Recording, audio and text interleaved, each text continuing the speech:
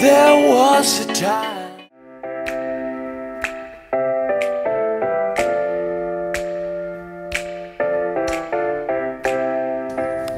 All right, we're going to get underway now for this race, and away we now goes. Johan Engelbrecht leads off the back, and on his outside it is Steve Humble. They go now into West Bank corner, and side by side as a challenge is being launched by the Opel Malik Mark 14. He slips back into second position.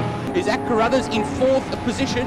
I think it is Carruthers in fourth position in the Juno. And they go now into engine corner, just a little bit wide there from the Juno, but he's trying on the outside of the Porsche GT3 right in front of him, which is Darby Joubert. Darby Joubert in third position behind Steve Humble. Engelbrecht still leading the way through Rose Foundation. And onto the old BP straight, but a launch now into the slipstream as he goes now towards Barmsbury turn. And the double apex will burst down onto the back straight now for on this first lap of the race, and see if he can actually grab some slipstream some more towards Cape Town corner. Looking behind them now, we see Francis Carruthers. He's not quite close enough to the back there of not Johan Engelbrecht, but rather the WB Porsche. And he'll run now through Cape Town corner for the first time as the pack goes. Coming out to complete lap one of this race. Engelbrecht will come across the line then, and we'll take a look now at the gap between himself and Steve Humble. That is now 1 second between the two of them. WB is still in third position, and we take a look now down the field. So Class A locks out the top four. Then we have Gary Kiesbetter in his Porsche GT3. Leads the Class B at this time, and that's ahead of Matthew Creed, Louis Diaga in the Lola Toyota. But I see now that Steve Humble has lost out, and he's lost out now to WB, who goes up into second position after on the exit of Engine. They go down through Rose Foundation, and he's trying to challenge back, but an all Porsche front two now, and we'll see that the Juno will be challenging as well. Juno will be challenging for the third position from Steve Humble. Going a little bit further back then, we'll take Class C. Martin Pritz is Class C leader, and that will be Arno Church in second in class. Anthony Cox is currently in third position in Class C for the Sportsman GT cars. Coming around to Cape Town corner for the second time. Just want to take a look at how many laps are being done in this race. I think it is a 8-lapper. Yep, it's an 8-lap race, and across the line they'll come. Still leading the way, it is the GT3 RS of Johan Engelbrecht. Well, 8 laps to go with 2 laps down, and putting in some pretty quick times. 1 minute 16s on the front runners, Johan Engelbrecht and Darby Joubert, Steve Humble, Francis Carruthers, the guys we're accustomed to seeing up front, but all 4 of them pretty closely banked on one another as Darby Joubert tries to have a look around the outside with that Porsche GT3, but he just tucks back into that second position again, which is very well placed between himself and the third place car, that being Steve Humble. And Humble is now going to look up on the inside of Joubert as they go through the rose sweep. So a lot of pressure coming from the fourth place, Francis Carruthers, fourth on the track and fourth in Class A, and that's keeping that front runner very, very much on his toes. Down the back lane they go. Porsche hauling its way out of turn 4. The last lap being a 1 minute 16.76. That's super duper quick for this time of the morning with the tar pretty cold. Looks like we're going to have a change of positions as they exit Cape Town corner. Watching it from Cape Town corner, Porsche battle here at the front. WB trying to get himself up to the lead of this race. He looks on the outside, but he's got that outside line cover, or the racing line cover, I should rather say. Onto the inside, he will then dive, and seeing them come through, WB actually leads this race, with Johan Engelbrecht in second position. Still in third, it is Steve Humble with Francis Carruthers hanging out there in fourth position. Going wide though, I see it is Craig Jarvis. And Craig Jarvis in that his Porsche GT3 just going slightly wide in West Bank corner, and almost leaving the door open for Class B leader Gary Kiesbetter. Going a little bit further back to Nardini of Matthew Creed, second in class, and then we have Louis Diaga very quietly in that third position. That Toyota powered Lola behind them. But I saw that Audi R8 as well coming through. He was backfiring quite a bit. Now he goes down into engine corner, and it's got one of the Lolas, looks like it behind him over there. and a Lotus Bergen 7, I should rather say, as running like the Shores Lynchburg will follow suit. Front runners now working their way down into the front corner. Tell you what, the pace is very, very hot up front. They're pushing one another very, very hard. In third place, Steve Humble is beating that position under a lot of pressure from the runners for a period of time. But they now open slightly up. Darwin Jabeur lost that and got past Johan Engelbrecht. Steve Humble closing up a little bit on the brakes, but not enough to force pressure on Johan Engelbrecht. Let's go drivers then. Gary Kieswetter. The Porsche is now going to take 2 apex of third one. Happy to be straight to go, so he's looking well where he wants to be. He's got himself Mike Gillier who ran wide in the edges of the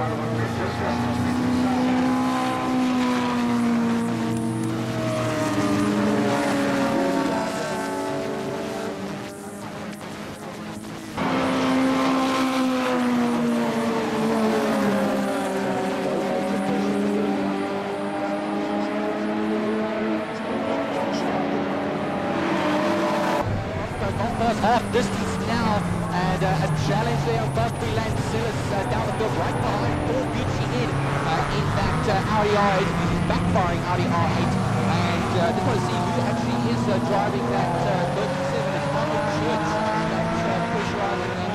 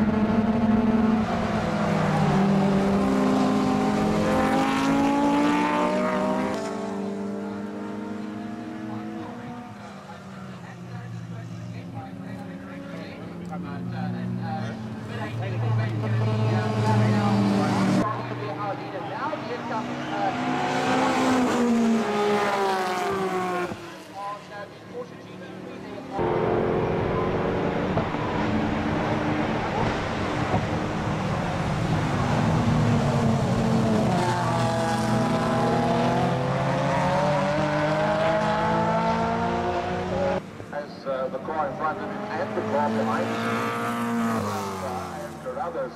But under braking is very good, so he can make up at least a half a car length under braking. Coverage position or hold on to it. But he carries a lot of speed through those corners and he makes up hand over fist in that area. The problem is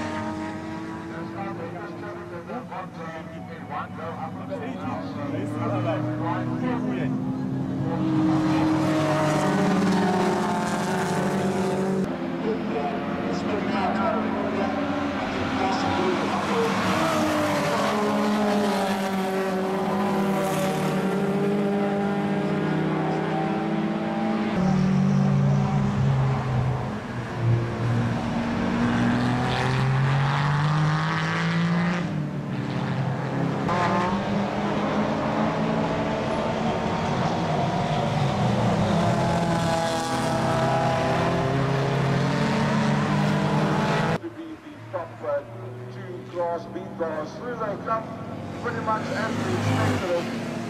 Very, very nice ride.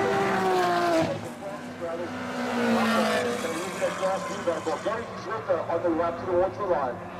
Watch Gary Keith. He is the overall championship leader as well for all classes in Class B. And that's Class B versus Matthew Creed. And across the line comes Craig Jarvis, then Gary Keith. Followed then by Matthew Creed. And then finally, I think it's going to be behind down another pole sitter. Finish in 8th position. Rather drastic coming across the line, 6 places down from where he was. In fact, 7 places down from where he was. And pretty sure once he got it out of the infield, he wasn't too keen on just stomping on the brake pedal, chewing up all that sand for the radiators.